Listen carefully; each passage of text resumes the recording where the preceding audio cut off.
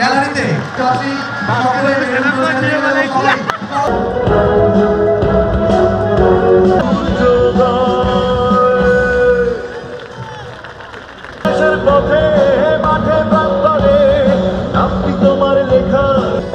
জন্ম তোমার যুদ্ধে যাবার নেতা হবার সিপাহী জনতা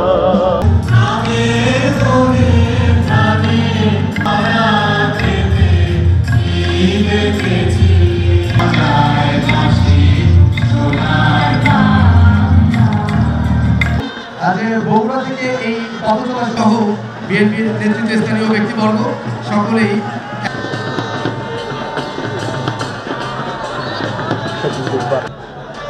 পরের বল এবার কিন্তু আমাদের প্রান্তীয় নেতা প্রান্তীয় ক্রীড়া সংগঠন যার নেতৃত্বে যার উদ্যোগে আমাদের খুলনা বিভাগীয় স্টেডিয়াম তৈরি হয়েছিল, যেখানে আন্তর্জাতিক মানের খেলা অনুষ্ঠিত হয়েছিল। এই ফ্যাসিস্ট হাসিনার পেতাতা বাহিনীর কবলে পড়ে আর সে স্টেডিয়ামটি অবহেলায় পড়ে আছে।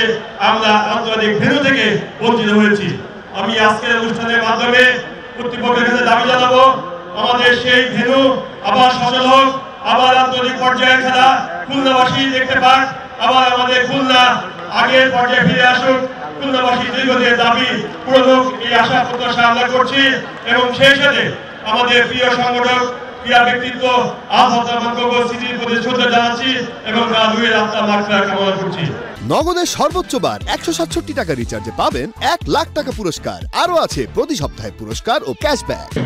খুলনার কৃতি সন্তান বাংলাদেশ নারী ক্রিকেট দলের সাবেক ক্যাপ্টেন সালমা খাতুনকে আহ্বান রয়েছেন রকিবুল ইসলাম বকুল, ছাত্র বিষয়ক সম্পাদক জাতীয় নির্বাহী কমিটি বিএনপি, কৃষিবিদ শামীমুর রহমান শামীম, গবেষণা বিষয়ক সাবেক অধিনায়ক মিনহাজুল আবেদিন নান্নু রয়েছেন, বাংলাদেশ ক্রিকেটের প্রথম সেঞ্চুরিয়ান পাল, সদস্য সচিব Zia cricket tournament 2024 board of director.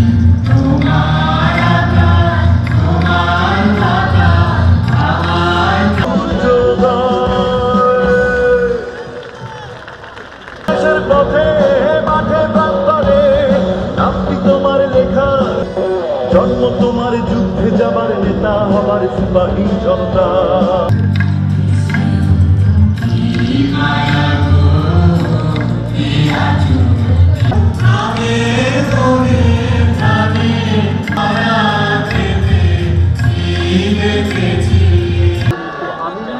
Aminur Rahman তিনি বোলিংটা করবেন, অর্থাৎ বাহাতি ব্যাটার প্রথম বলটা।